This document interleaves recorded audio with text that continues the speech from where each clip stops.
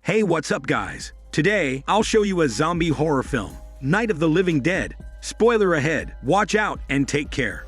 The movie begins with a woman named Barbara and her brother riding a car to a remote cemetery. The brother teases Barbara for being easily spooked, and the serious Barbara asks him to stop. Later on, the brother complains about being forced to visit their dead mother so often in this faraway cemetery. He is convinced that their mother planned this deliberately so that they would be obligated to visit her. But Barbara reprimands him for being disrespectful. Initially, the cemetery looks empty.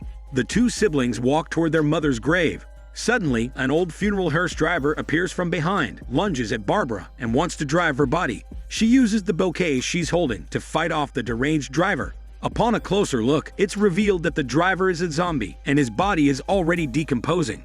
The brother helps her and fights with the driver. They roll around on the ground, and the driver kills her brother. Barbara gets to her feet and runs away, roaring for help like a mad cow. After some distance, she finds the driver's funeral hearse with an empty coffin beside it. She steps inside the car and tries to start the engine, but the reanimated corpse that was originally in the coffin appears. The driver also catches up to Barbara and attempts to break the driver's seat window. Fortunately, the hearse rolls down the hill and away from the zombies. It comes to a stop when it hits a tree.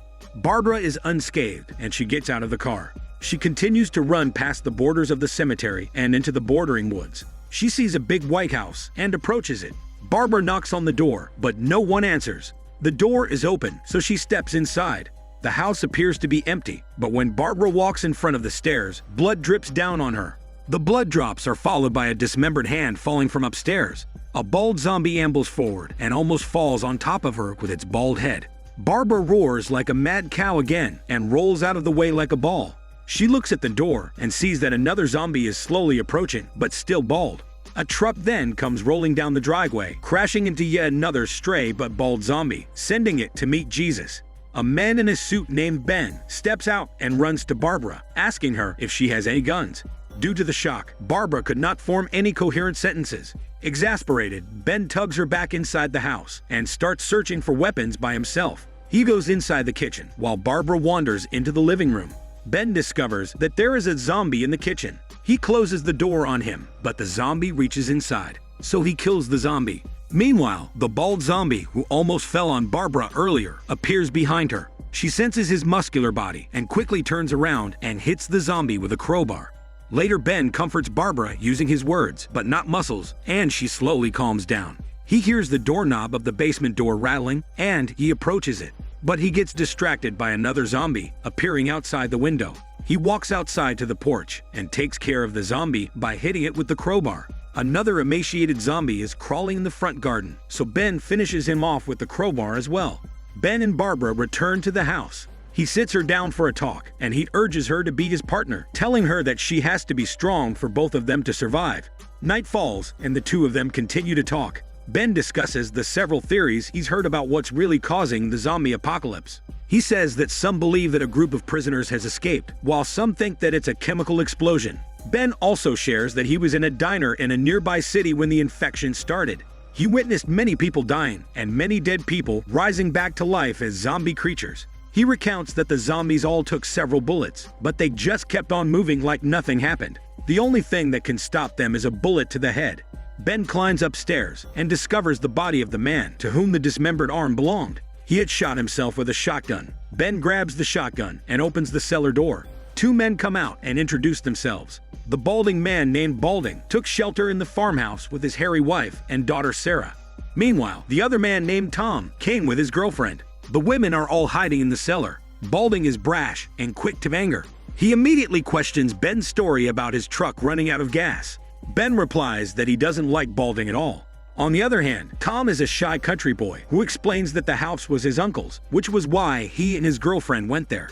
Tom tells them that his uncle had died and risen back to life as a zombie. Afterward, the uncle attacked his cousin, the man who had shot himself in the head. Ben and Balding get into an argument about how to proceed, and it's decided that Balding and his family will stay in the cellar. It turns out that Sarah is very sick and is being kept in the cellar. The girl looks pale and is running a high fever. The wife suggests that they leave the house, but Balding reiterates that they have no working vehicles. Meanwhile, the rest of the group decides to board up all windows and exits with pieces of wooden furniture. This is so they can deter any zombies that would attempt to go inside. Barbara observes the zombies outside through the window, and she realizes that the zombies are all slow walkers. She suggests that they should just walk past the zombies, but Ben is adamant that they should be careful and stay inside. All the banging noises coming from the house attract more zombies. They aren't finished with boarding up all the windows yet, and a zombie almost bursts through a window. Tom's girlfriend recognizes the zombie as a neighbor and hesitates to allow him to be shot. But it doesn't matter because the neighbor is already a zombie and has no memory of who they are. Ben takes Tom with him upstairs so they can search for more wood. They find a TV broadcasting a notice from the government saying that they are out of their reach and they would have to find the nearest station to radio for help. Tom also realizes that the wooden doors they are searching for are actually located in the cellar where Balding and his hairy wife and daughter are. But the disgruntled Balding refuses to let them inside the cellar, so Ben threatens to gun down the door. The wife begs Balding to open the door, and he screams at her, but in a chicken voice. Eventually, he goes upstairs and opens the door. The girlfriend gets fed up with their argument and screams at the two men to just set aside their differences and work together. Balding finally steps aside and lets Tom and Ben collect the wooden doors. Ben sees Sarah lying sick, and he recommends that they cover her with blankets from upstairs. He also tells Balding to go find the keys to the locked gas pump nearby, since he's not doing anything. This spurs Balding's hairy wife into action, and she goes upstairs to rummage through the cabinets. Balding goes upstairs and finds the television. He watches as a reporter on air discusses the different theories of the cause behind the strange apocalypse. The reporter says that experts have dismissed the theory that the dead are coming back to life. It's more likely that a germ is infecting people and affecting their behavior. In addition, news reports are announcing that many cities are now in a state of chaos and functioning with no power or gas. Experts are also speculating on the origin of the virus and wondering if it could be an act of God. Balding unplugs the television and starts carrying it down the stairs. Ben sees him and gets angry, thinking that Balding is taking the television down the basement. Ben pushes Balding, causing Balding to drop the television and break it. He screams at Ben and insists that he wasn't taking it downstairs. Suddenly, a zombie breaks through the halfway boarded-up door that Ben is working on. He struggles to push the zombie outside until Barbara helps him by shooting the zombie in the head. Barbara sees Tom's uncle's corpse and directs the others to search the body to see if the keys are there. She once again suggests walking right by the zombies since they are slow, but Ben insists that getting to the gas pump is still their best chance. Tom's girlfriend finds the keys and they all retreat inside the house as more zombies approach. The group formulates a plan. Barbara will stay behind with the gun and watch over Balding's still hairy family. Meanwhile, Ben and the couple will get to his truck and go to the gas pump to get fuel.